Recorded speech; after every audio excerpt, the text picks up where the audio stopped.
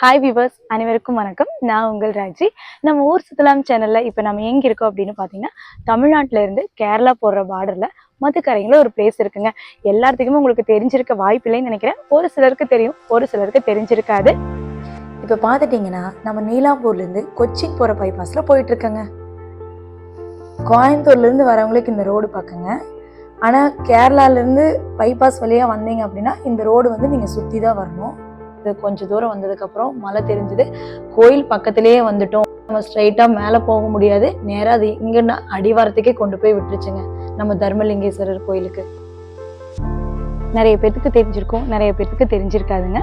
So இருந்தாலும் நான் சொல்றேன், கொங்கு நாட்டில் திருவண்ணாமலைன்னு சொல்ற அளவுக்கு ஒரு பேர் போன கோயிலுங்க. கோயிலோட வரைபடம் நீட்டா இருக்குங்க. அது மட்டும் இல்லைங்க, சிவன் பார்த்துட்டீங்கன்னா தாமரை மலர் மேல அழகா உட்காந்துட்டு இருக்காருங்க. அடிவாரத்தில் வந்து பார்த்துட்டிங்கன்னா 3 நிலைகள் கொண்ட ராஜகோபுரம் வந்து அமைஞ்சிருக்குங்க. அது மட்டும் இல்லைங்க, இப்போ நம்ம ஸ்டெப்ஸ் வந்து பார்த்துட்டிங்கன்னா நம்மளோட தர்மலிங்கேஸ்வரர் கோயிலில் 850 படிக்கட்டுகள் இருக்குங்க. ஸோ அந்த 850 படிக்கட்டுகளும் ஏறினா தான் நம்மளோட தர்மலிங்கேஸ்வரர் வந்து நம்ம தரிசனம் பண்ண முடியும். 850 படிக்கட்டு என்னால் ஏறியே வர முடியலைங்க. நிஜமா மூச்சு வாங்கிட்டு. தர்மர் வந்து வழிபட்டதுனால தாங்க இங்கே தர்மலிங்கேஸ்வரர்னு பேர் வந்திருக்கு. அது மட்டும் இல்லைங்க, இந்த கோயிலில் பார்த்துட்டிங்கன்னா இன்னுமே காசிலேருந்து நிறைய அகோரிகள் வந்து இன்னும் இங்கே வழிபட்டுட்டு தாங்க இருக்காங்க.